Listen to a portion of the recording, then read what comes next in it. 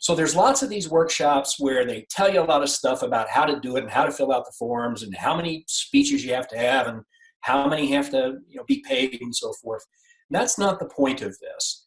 In all the years I've been working with aspiring accredited speakers, what I've determined is that there are some really key things that they don't understand about what we're looking for. And so as a result of that, and as a result of multiple workshops, I've boiled it down to 3. And I actually also am going to show you now, if Louise will bring it up, a coaching form that we use when we do these workshops. Because when I do these workshops, they're not geared toward teaching people the rules. They're geared towards helping people to understand what it is they're trying to aspire to. The first of those criteria is what I call signature style. Now, I have a really good example. I was thinking about this late last night about what's a really good example of this. And I came up with a really entertaining one. Barack Obama and Donald Trump both have notable signature styles. I'm not going to propose that one is good, one is bad. That's not the point. When Barack Obama opens his mouth, he has a way of communicating that is uniquely Barack Obama. When Donald Trump opens his mouth, he too has a unique way of communicating, which is undoubtedly Donald Trumpness. There's like very, very clear, here's the form now. And so we have to set aside this idea that there's a right or a wrong or a good or a bad, which is one of the challenging things in Toastmasters because we're told the ways to do things. What signature style really has to do with, as you can see here, is what is it that distinguishes this speaker from all other speakers? So the way I've heard it said is any one of you, excuse me, can do a really good Zig Ziglar, but it won't count because Zig Ziglar's been done. You have to do a T.K. O'Geary or a Rusty Rodkey or a Laurel Fisher. And in order to do that, you have to figure out what it is. And so what you see in this coaching form when we do this particular workshop is we ask people to give feedback on what they can do to enhance that style, what will make it work for them.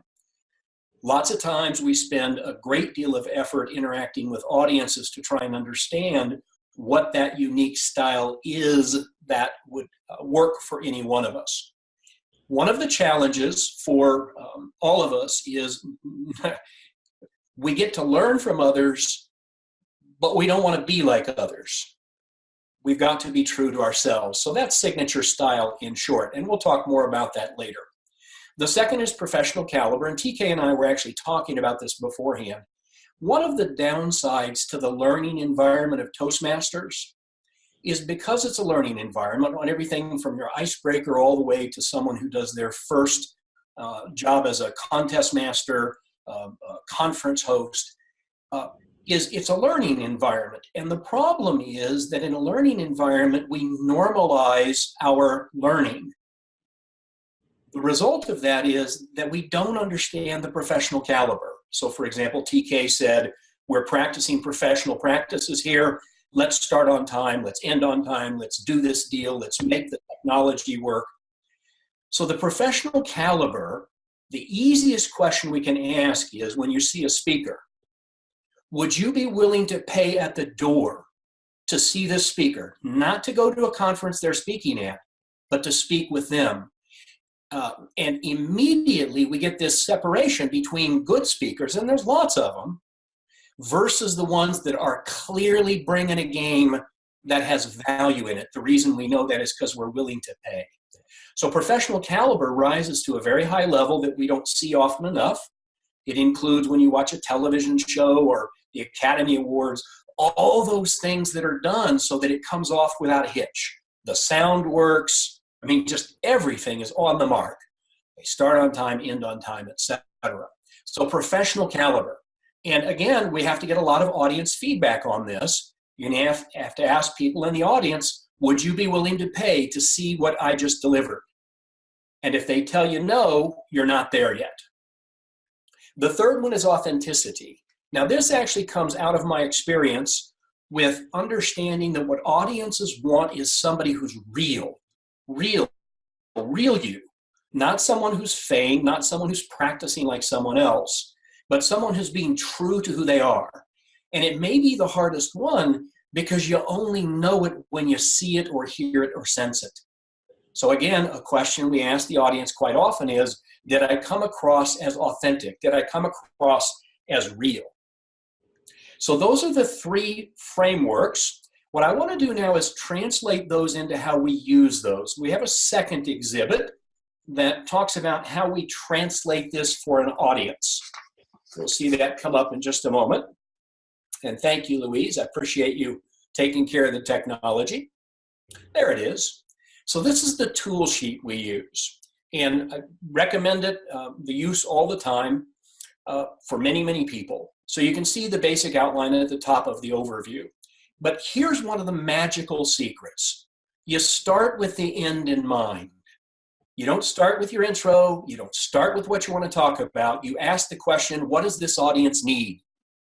If you don't know, you ask questions of them in advance. You talk to their handlers. You talk to the people setting it up. What does this audience need? What do I have in my package, my stuff, my content, my material that will best meet their need?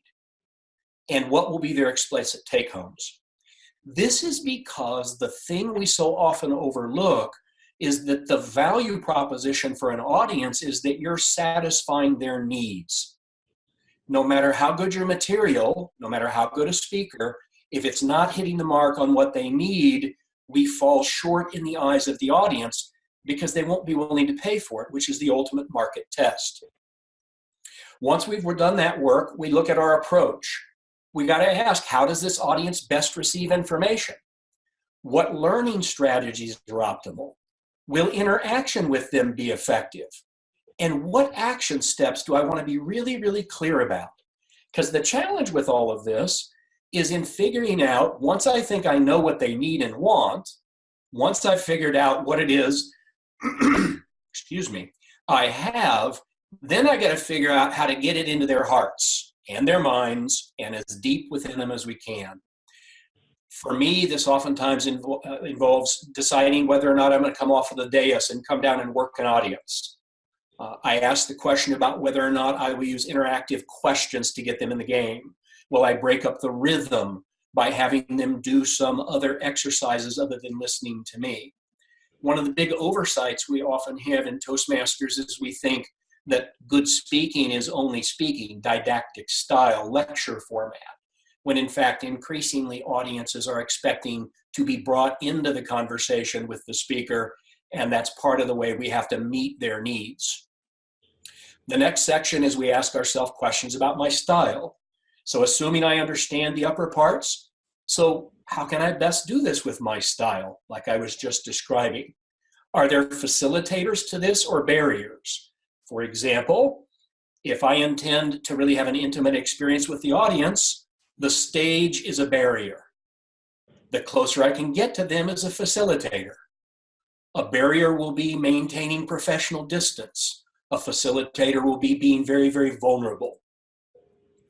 We continue to work our way through and we examine the ways that we can use those things we talked about first, signature style, professional caliber, and authenticity, and then we try and wed them to the audience's needs. Our goal here is to get so good at delivering value to an audience that they love the experience. Now, just one little tip before we begin to open this up for a few questions about what you've seen so far. And that tip is, again, one of the challenges of our Toastmasters setting when we're in a practice space and when we receive evaluation, one of the challenges is the disinclination of the audience to tell you that you're not hitting the mark. I know we want to be positive. I have actually taken, when I ask audiences now for feedback, I ask them to skip the pleasantries. I know I speak well quite often. I know I have lots of tips and tools. I get that. I need to know where I missed the mark. It sort of violates the principles of the sandwich technique and everything else we're taught But if we're really going to figure out how to get into the hearts, minds, and souls of our audience, we have got to hear where we missed the mark. It's the last thing we want to know, but it's the most important. In order to do that, sometimes we're going to have to go outside our usual Toastmasters setting, because oftentimes, because we're using the learning space standards, we don't realize that, in fact, a good Toastmasters club speech may not hit the kind of mark it needs to hit out in the real world, the world that is a market for us. Just one word. For those of you who may not want to be accredited speakers, these things all still work to elevate your game to a professional caliber.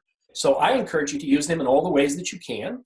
And I am perfectly happy to take a few questions now. TK, as I understand it, you're going to moderate this portion?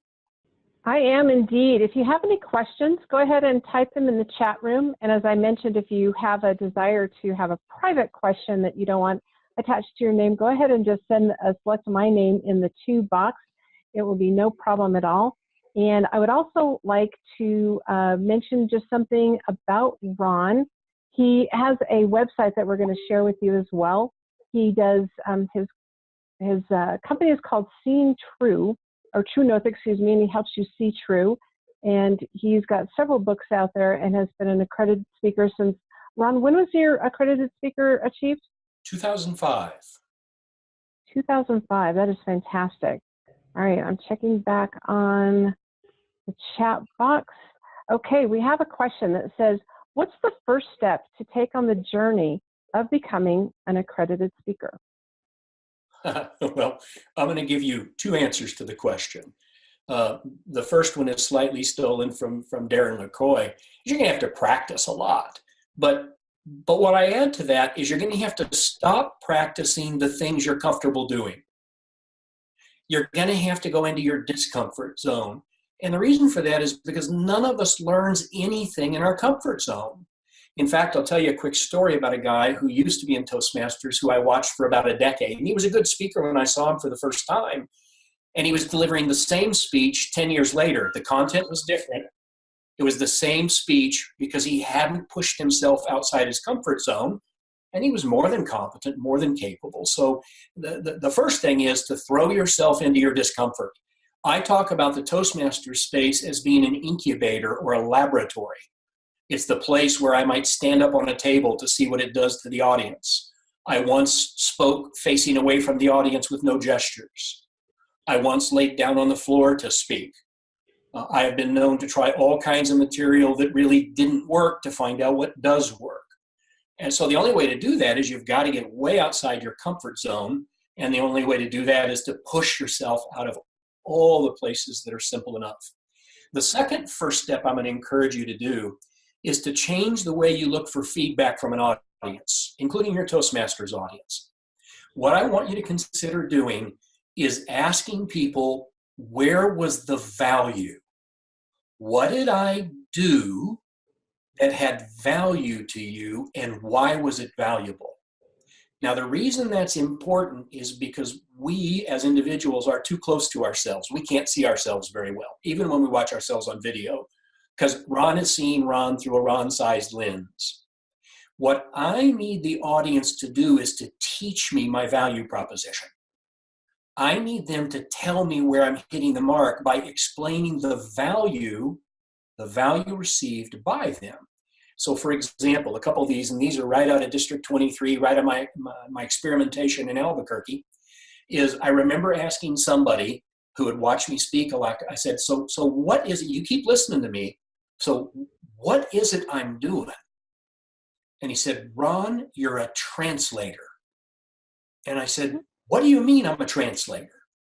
He said, you take material that I don't understand and find ways to help me understand. And I said, bang, I get it. I do that. I use metaphors. I use stories. I use all kinds of illustrations. I use graphics. I am at my core a translator, someone who helps people digest things. Another person told me one day that my magic spot was when I started telling stories. And it's like, that's right. The first contest at district level that I won was the storytelling contest. I still remember that because I remember finally hitting a story the way I wanted to. And so stories have become a really a central piece of the style that I use. Another thing that they told me, again, just an example, was that I hit the mark really, really well when I'm very vulnerable. So a lot of the stories I tell are stories about myself that reveal myself, that make me uncomfortable, because in those moments, the audience can relate to me. There's nothing better than an audience thinking you're relatable. So those three things I just mentioned were all taught to me by audiences when I asked them where the value was. One tip, it wasn't about the content. It was never about what I was speaking about. It was the way I went about that work.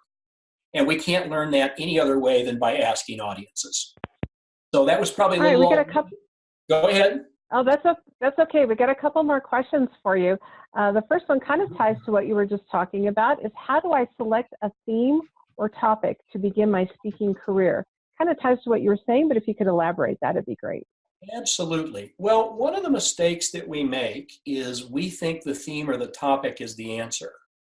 In fact, the question should be, how does your preferred theme or topic fit what the audience desires? Part of that means you have to do an audience assessment. It's a matchmaking process, and some of that is experimental. So the way you find the theme or topic is in understanding what an audience, preferably a paying audience, is willing to pay for, is interested in, and then getting their feedback on it. Again, the value proposition, they will teach us the theme or the topic. I have actually been quite surprised over the years that some of the themes that have become, I guess, part of my central stock are things that audiences told me they wanted. They were not things that I dreamed up. So for example, one of my clients is the Centers for Disease Control. And I learned there that in some places they had difficulty with conflict management. So I went off and I found the best conflict management tool I could find. And I turned it into workshops and trainings and speeches and so forth that are giving a very specific need to a very specific audience because they told me that. It just so happens I really love that topic, so it works really well for me. Great. That question came from Norm. Thank you for that question, Norm. And the next one comes from our Toastmaster of the Year, Rusty. How often do you check in with your audience? Is there a window of, say, 3 minutes that you keep your stories limited to so you don't go too long? Boy, that's a tough one. And again, part of it depends on audience expectations. I have been known, because of my style, to start with a story and then immediately engage the audience. On a couple of occasions, I've actually gone straight into the audience. I haven't even opened, because I'm trying to gauge what that audience needs. I do know this, Rusty. Our audiences with each passing year are less and less tolerant of us just talking at them. Call it a short attention span, blame it on the millennials if you want to. The reality is of the marketplace that people are less and less willing to just sit and listen to us. In fact, I'll be honest, the last Toastmasters conference I was at, I was bored by all these good speakers in the workshops because they spoke for 50 minutes, pretty much nonstop, and they got to the end and they said, "Are there any questions?" And I had checked out long before they got to that because they couldn't hold my attention for 50 minutes. In fact, even the really good speakers have a hard time holding the attention. So it all depends on my audience, watching for the cues, depends on what I'm trying to accomplish. I go back to the tool sheet. My goal is to get the audience in the game, and I construct my material accordingly. Fantastic. We have a question from Cynthia. I can actually answer this one. Is Toastmasters a prerequisite for accredited speaker? And it is a Toastmasters designation. So yes, you do need to belong to the Toastmasters organization in a club in good standing. So now we have a question from Ruth. If you can be patient with me, it's a little long. It's got a lot of good information here. I'm told audiences now want entertainment over information. How acceptable is it to create speeches using props and characters with gallows humor all the way through to leave them understanding at a deep level with just 1 or 2 big takeaways in order to be memorable? The speech is health related. This would be a 20-minute speech for my Advanced Toastmaster Club. but is also in practice for the real world. Appreciate your feedback. Yeah, so I have for some years said that I use up to 80%, excuse me, 80% of my material to set up the 20% I want them to walk away with. And yeah, if I don't engage them, if I don't entertain them, if I don't give them things to laugh about, things to cry about, things to ponder, if I don't give them ways to interact with each other, one of my best strategies is just give them a quick partner exercise. I'll talk for a few minutes and say, okay, now turn to your partner, 1 minute each. I usually have a bell so I can time them because some people can't stay within 1 minute. Tell the person next to you what you just learned. All of a sudden, I've changed the dynamics of the audience because they're teaching each other. And then if I have time, depending upon the length, I might ask for a few people to do popcorn style feedback, which is a trick I've learned. I'll just say it like, how does popcorn happen? Popcorn is like a brief flash, like bam, like that. And I tell them, that's how I want your feedback. Open your mouth like popcorn, say it quick, say it fast, sit down and let somebody else share, which is actually pretty fun. And for those of us who are kind of verbose, it cuts to the chase and gets the nub of the idea. It's kind of like a a hyper table topic. So yeah, anything you can do to get them to learn the point you want. One of the mistakes I and many like me make is we try to get too much material into their heads, and at the expense of not enough material to get them into a teaching space where they can learn what it is we'd like them to learn. It's a great question. All right, we have one more question, and I think we might have time for one more after that if someone wants to ask it. The question is, does engaging with audience mean you ask a question to a select few and wait for an answer? How do you do it while you are giving a talk? Well, let me start with the one absolutely don't do. Do not open your mouth and say, do you have any questions? That's like one of the worst possible strategies. If you insist on asking questions, which you can, give them well thought out cued questions. So for example, I oftentimes will say, tell me one thing you really liked about what you heard. Tell me one thing that really challenged you about what you heard. And now is where I get interaction going between people. I might turn and say, now, turn to the person next to you and trade stories about what was most valuable to you. And then we do popcorn style feedback. I've been known to walk out into an audience. In fact, my best keynote is where I'm in the center of the audience from the start. They leave me an open spot. I do not go up on the platform, the dais. I get in the middle of the audience, all the tables around me. If they can get me up a little bit, that's great. And I work the audience. And another thing I've learned to do is to do, whenever I can, find things to throw into the audience, things that won't hurt them, of course, because people love having fun. And if I can get them to learn the point, some of you probably remember a few years ago, I was tossing foam toilets into audiences, which I still do, because it's a teaching point. And you have to hear the whole story to understand it. But I found that it's remarkably effective. And people come up 10 years after they see it, and they repeat to me what they learned from those silly foam toilets. So I'm pretty much willing to do anything that causes them to hold on to something I want them to learn. Fantastic. We've got another question before we go into the video.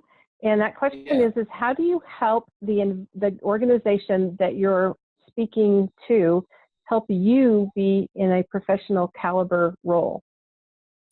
I do a lot of research in advance. I typically find the people I need to talk to behind the scenes. I will research my audience and everything I can find. I'm really good at finding people who know my audiences and asking them what they know about them.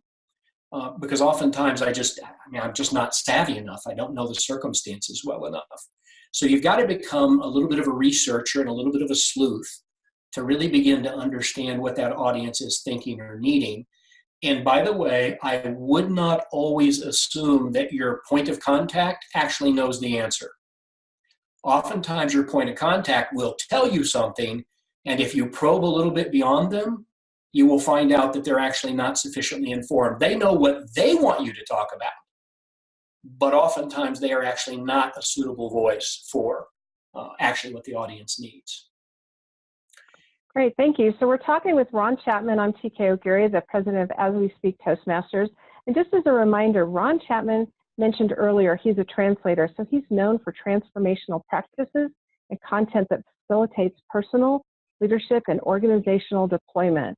And he does it through a wide range of approaches that emphasizes engagement and truth-telling through multiple businesses showcased by his primary site. And go ahead and you can write this down and we'll share it with you again later. www.ronald, R-O-N-A-L-D, no period, Chapman, CHAPMAN.com. And Ron, as we had mentioned earlier in the call, the webinar, he used to live here in District 23 in New Mexico, and that's where he achieved his accredited speaker status, he mentioned in 2005. And in that same period, he also won 2 national awards for public radio commentary, as well as winning district speech competitions 5 times. I'm so impressed. He's got several books, and he's a producer of audio sets, and he has regular transformational content. So you are always welcome to sign up for his content that comes out weekly, I believe it is, at www.seeingtrue.com. And that's SEEING true.com. So now we're going to segue into a video. And Ron, I'll let you go ahead and tee that up while Louise is going ahead and putting that video up. And just one more. If you on the phone want to fill out the survey, we're going to have a survey afterwards. We want to make sure that we get your input because you are the ones, as Ron told us, we want to learn from our audience. You can go to send an email to aswespeak@gmail.com, and that's ASWESPEAK. Toastmasters is TOAST, Masters, MASTERS @gmail.com. And just that'll go to a message, or you can message Laurel Fisher on the call if you're here on the webinar. So we are ready for us to transition to Ron, and Louise is going to go ahead and we'll see how we call up the video. She's our Zoom master of the day. Well, hang on the video. Let me just frame this. Here's what I want you all to do. Okay. I want you all to watch this based on what you've heard me talk about. Signature style, professional caliber, authenticity, trying to match it to an audience.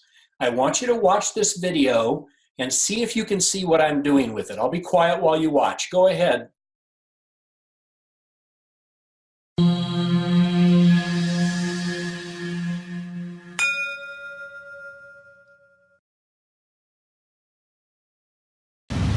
I talk often about the power of mentors in our lives, and a number of years ago I met one of those, a guy named Jim P. He's dead now, but at the time I met him, it was in a recovery room, and Jim looked just like Colonel Harlan Sanders. That's that old guy with the beard, Kentucky Fried Chicken, or KFC as it's known. I mean, he really did look like him. Jim had this gravelly voice and quite a personality, but what I remember was the story he told. He told me about surviving D-Day, yes, the beaches of Normandy. He just barely managed to get out alive, apparently. And once he got to a local village, he got very drunk.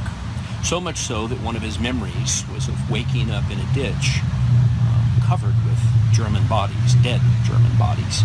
And it was pretty traumatizing. The whole experience was really traumatizing. So much so that when he came home, the alcoholism and actually some mental illness really kicked in. He tells the story of coming to in a pit in the Kansas State Penitentiary. He was emaciated from not eating. He was naked. His fingernails and toenails had fallen out because of the malnutrition. He was in there because he was stark raving crazy, and he'd been caught blowing up safes in banks in western Kansas, apparently not sober.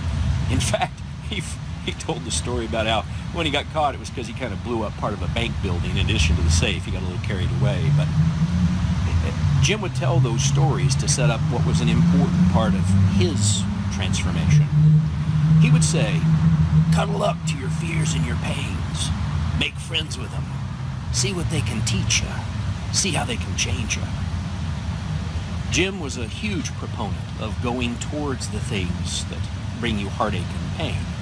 That in the process of making friends with them, as he would say, if you can just really take them in deeply, they'll break you wide open, they'll change you forever, and then they'll change people around you forever. Jim was more than 50 years sober when he died after quite a recovery life. And at least in part, I'm sober today because Jim was willing to embrace his own darkness, share it with me, and so too do I.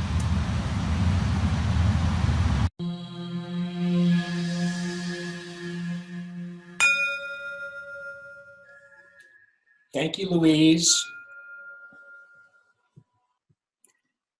So I do want to comment that we just missed the mark on one of the 3 qualities because that did not hit the professional caliber standard. Sorry about that. We didn't know it wouldn't translate so well. So let me do a quick summary on the story so that you know what that was about. And I'll still tell you I'll tell you a little bit about what I was trying to do, and we'll see what you thought of it. That story was about one of my mentors. For those of you who don't know, I'm a recovering alcoholic, 31 years. And one of my mentors was a guy named Jim P., who survived the beaches of Normandy.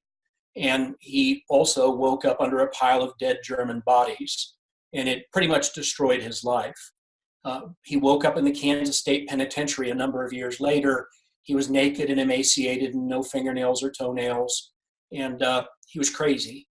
And he was restored to sanity. He would say it was through a power greater than himself.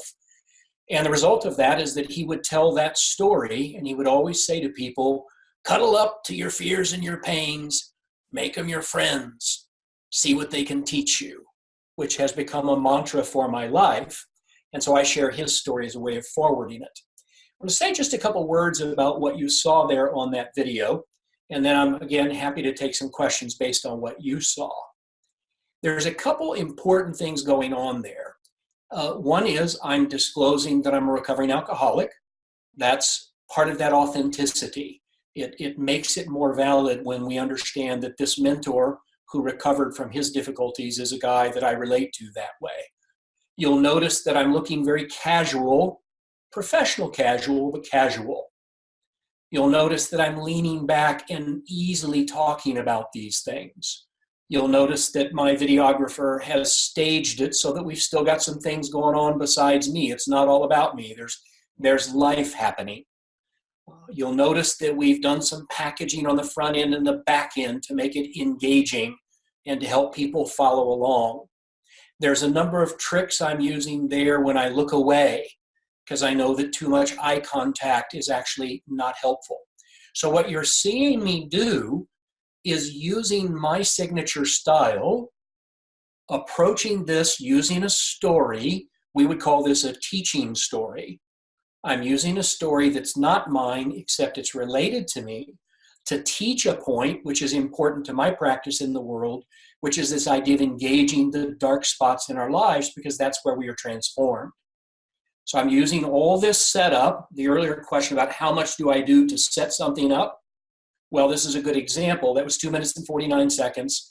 And I used about 2 minutes and 15 seconds just to set up the thing I wanted them to learn. The story, the staging, it was all packaged that way. Now, if you go off and watch that over your own machine, where we don't have some of the translational problems with the technology, what you'll find is that we try really hard, even though it's 2 minutes and 49 seconds, to really produce a quality product because it translates into professionalism, which is what people really like in this era of a lot of really fairly mediocre content. So I'm happy to see what people thought about what they saw. I realize you didn't get all the words. I'm happy to hear what you thought you saw, or for you to ask questions about what you saw so that we can use this as a teaching opportunity. So TK, you going to moderate this one again? I am indeed. So I just put out there if you have any thoughts or comments regarding this. And as you all are thinking about a comment or a thought to put in here, I do want to say that this has been a success for our club because what we're doing is we're trying to learn how to put on a quality webinar. And Ron, thank you for the opportunity for us to learn in how to treat video. So this is something where we can learn and grow from this one. And just to let everybody know what we learned on one of the last calls, and here's a tip for anybody who puts on a webinar, is there's an opportunity to turn off the little ding when people join the call. So on the last call, we had people coming in and out, and there were, sounds like the Avon lady was coming to visit quite a bit. So as people are starting to think about comments, I'd love to, it happens to all of us. All right, so the question that comes up is, how did you determine in that particular space, you mentioned that there were things going on behind you, and how did you keep people from walking by and staring, like they do at the news or something like that? Well, when you're just sort of doing free form material, you have to accept that some things are simply beyond your control, so you just roll with them. We had positioned me so that it was unlikely anyone would actually cross directly behind me, right through the line of sight. What you didn't know is that the take before that, some guy came out of a door rolling a big cart that ruined our take because it was just, and so we just had to retake it. But we give a lot of thought to how we stage it. What's the sound quality? We've had to experiment a lot with the actual recording devices.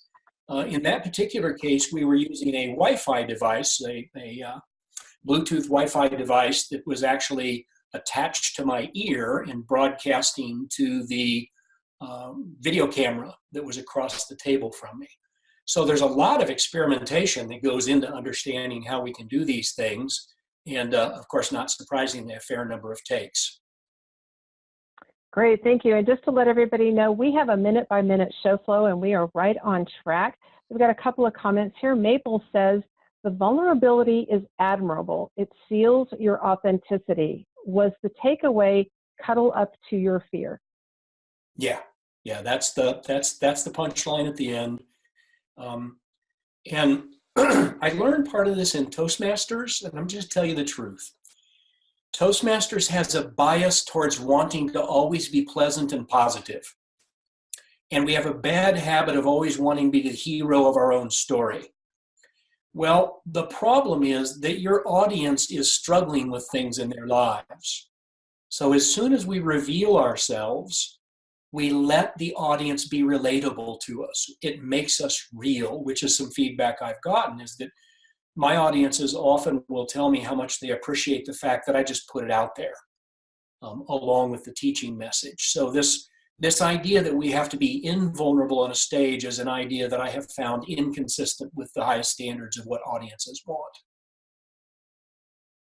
Great, thank you so much. And I will tell you, as somebody who has subscribed to Ron's messages that come out, he is very, very vulnerable and does put it out there. So that's very helpful. All right, from Stephen, and I hope I'm pronouncing that right, it could be Stefan. The thing that really stood out to me was the way you used big facial expressions every so often, basically a pattern interrupt. Good catch, Stephen. That's really great. Yes. One of the things, and you all have all seen this, I mean, I don't know who you've heard in the Toastmasters room tell you this, but they talk about the little box we live within with our gestures and our facial features. We basically self-moderate. And in fact, my big tip for this, when you're practicing in your club, do things that stretch you outside the box. I mean, really, like an arm way over the head, like crouch all the way down. Sit on your butt in front of an audience, I mean, literally on the floor.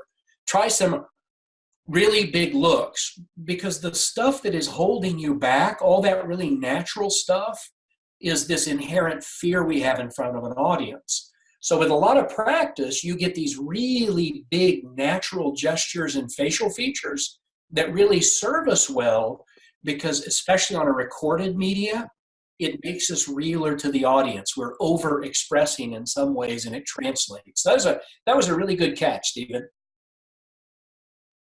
Great, thank you. All right, anybody else have any comments or questions or ahas? All right, I do have one. Ron, you mentioned that you played around with different technology. So are you using a wireless microphone that you like to put under your shirt next to you, or is it one of those they look like balls or surround sound microphones? What kind of product did you use? Well, in that particular case, it was a Wi-Fi Bluetooth. It was in my ear, and it has a very short, very, very short extension, and it's literally over Bluetooth.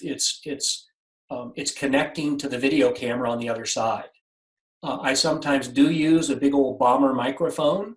Sometimes, if you all had told me you weren't getting my vocal quality, I would have used my earbuds tonight, but I think they really impair. So I've experimented a lot, which is one of the things. There's like a remarkable amount of audio gear out there. You can even buy this little speaker that it has rechargeable batteries in it, clips to your belt, has a really good projection. You can pick it up on Amazon for $19.95. So you can literally take your own portable speaker system with you. It's only like this big. It's remarkable, the quality of the sound, and I travel with that as a backup. Because if it turns out that for some reason or another my audience or my prep team hasn't gotten something right, I know I will have a fallback. So a lot of it is just about experimenting and finding out what's out there. Great, thank you. All right, so Ruth asked a question or comment. I enjoyed how you sounded vulnerable when you needed to. If I'm playing a set of characters to make my points because I don't have relevant stories, would it make sense for me to get vulnerable even though I'm using gallows humor and sounding irreverent most of the way through the speech? It's truth that most people find hard to deal with, so need for the humor.